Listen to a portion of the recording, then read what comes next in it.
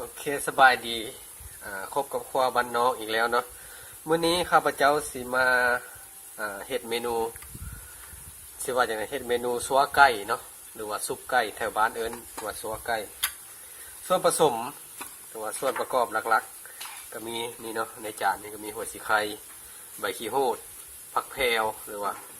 ผักหอมป้อมเนาะที่ว่ามันเป็นซอยๆคือผักซีนี่คือว่ามันแก่แล้วนี่หัวข่าทุบข้าพเจ้าสิบ่ผ่านเนาะเพราะบ่มักผ่านเพราะมันเฮ็ดแบบนี้มันสิหอมกว่าเนาะตามสูตรของข้าพเจ้าอันนี้ที่ว่าอันนี้ก็คือว่าหัวขิงเนาะที่ว่าไปเผาไฟมาแล้วก็เพื่อมันสิได้มีกลิ่นหอมเนาะนี่แล้วก็อันนี้นะแม่น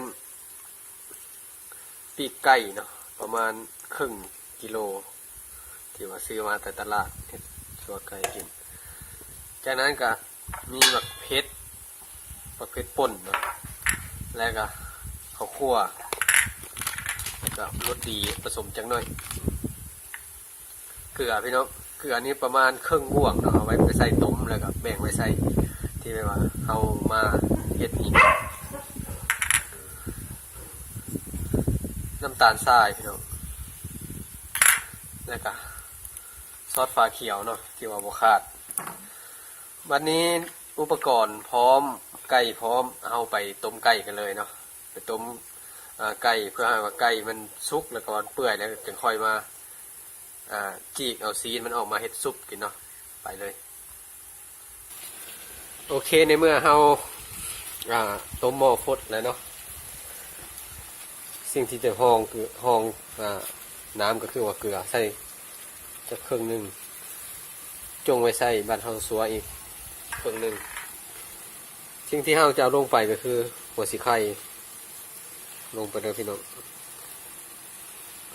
หัวข่าแล้วก็ขิงพี่น้อง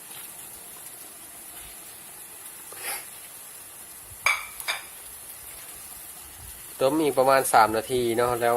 ค่อยจะเอาไก่ลงให้น้ำข่าน้ำหัวสีไข่ออกก่อนเพื่อว่าบ่ให้ไก่มันคาวพี่น้องโอเคมันแล้วฮอตครบ5 นาทีแล้วเขาก็เอาไก่เขาลงไปเลยเนาะต้องระวังตรงนี้ยันน้ำร้อนถึกโอเควันนี้เฮาสิต้มจนกว่าไก่เฮาสิเปื่อยพี่น้องแล้วจังค่อยเอาออกมาจีกโอ้ลืมอย่างหนึ่งลืมใส่โรตีเอาโรตีมาใส่กันโอเคเนาะโรตีเพื่อให้น้ำสีนัวๆจังหน่อยโอเคพอสำหรับใบขี้หูดเนาะแม่นใกล้สุกเลยจังค่อยใส่เนาะมันสีหอมหลายกว่าใส่ตอนทำอิฐแล้วก็เพื่อบ่ให้ใบมันเหลืองมันสีบ่งามเนาะโอเคเฮาต้มปลาไว้นี่ประมาณจนเปื่อยไปเลยเนาะเกือบครึ่งชั่วโมงเพื่อให้มันเวลาที่เฮาไปจีกสวาให้มันจีกง่ายๆเนาะแล้วสิขอตัดไปใส่ตัวที่ว่าต้มสุกแล้วเนาะโอเคเนาะในเมื่อไก่เฮาเปื่อยแล้วเฮาก็พี่น้องเปื่อยหรือว่าสุกแล้วเฮาก็ใบขี้หูดพี่น้องเพื่อมันสิได้มีกลิ่นหอมถ้าอีกจัก5 นาทีเนาะให้น้ำใบขี้หูดนี้มันออกสะก่อนออกใส่ไก่เขาสะก่อนแล้วเราจึงป่งแล้วเอาไปซอยเป็นตอนเฮ็ดซุปเนาะขอตัดไปก่อนโอเคเนาะในเมื่อที่เฮาต้มสุกแล้วบัดนี้เฮาก็มาเฮ็ดมาทำการจีกออกเนาะจีกให้มันเป็นตอนเป็นชิ้นเป็นตอนจีกให้มันมืดแล้วก็จีกหมดเลยเนาะการข้อดีของการต้มไปเปื่อยกับเวลาเท่าจีกมันง่ายต่อการจีกขิงนี่เขายังเอาไว้อยู่ในโบทิมเพราะว่าเขายังเสียเอาไปใส่น้ำเวลาเขาเฮ็ดซุปเฮ็ดซัวเนาะจีกไปเลยหมักตอนใหญ่ตอนน้อยกับจีกเอาลูกพี่น้องข้าพเจ้ามักซ้ำนี่แหละ จี ฉีกเลยเนาะ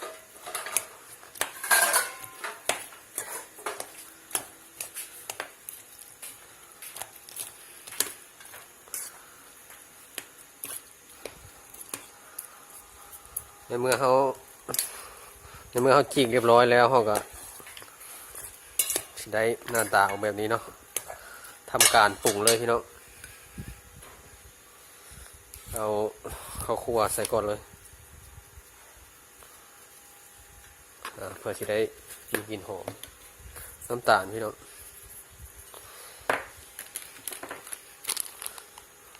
รสดีใส่ประมาณช้อนกาแฟเนาะเกลือพี่น้อง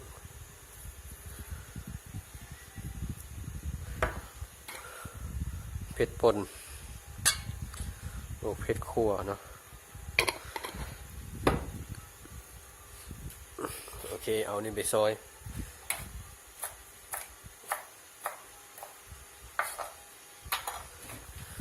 หอมป้อมเข้าไปเลยหอมบัวพี่น้อง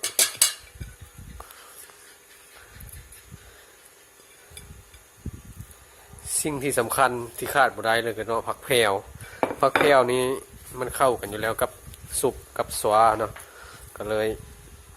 เป็นคนมักผักแพรวเนี่ยใส่เอาหลายๆเพื่อมันสิได้มีกลิ่นหอมเป็นพิเศษหอมผักแพรวเนาะ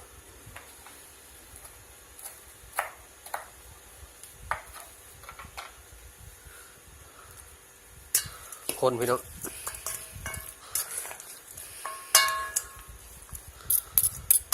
คือเฮ็ดซุปเฮ็ดซัวทั่วไปเลยพี่น้องเลยบ่ยากเนาะมักอะไรก็ปรุงเอาเนาะ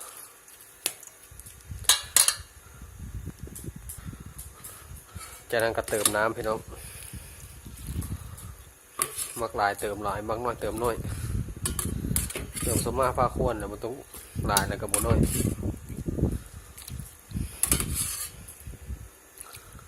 เนาะ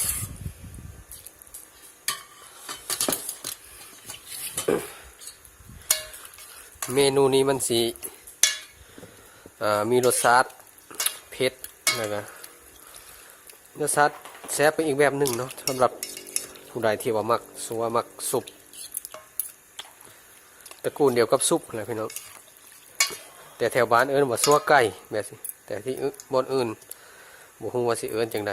เอิ้นซุปเอิ้นซัวกันว่ากันไปเนาะโอเคสำเร็จแล้วหน้าตามันก็ที่ได้ประมาณนี้พี่น้องถ้าเป็นไก่บ้านสีแซ่บกว่านี้เนาะอันนี้เป็นไก่พันธุ์มันก็เลยบ่อยากมาได้ถ้าว่าพี่น้องคนใดมีไก่บ้านก็เฮ็ดไก่บ้านเนาะมันสีแซ่บเป็นพิเศษ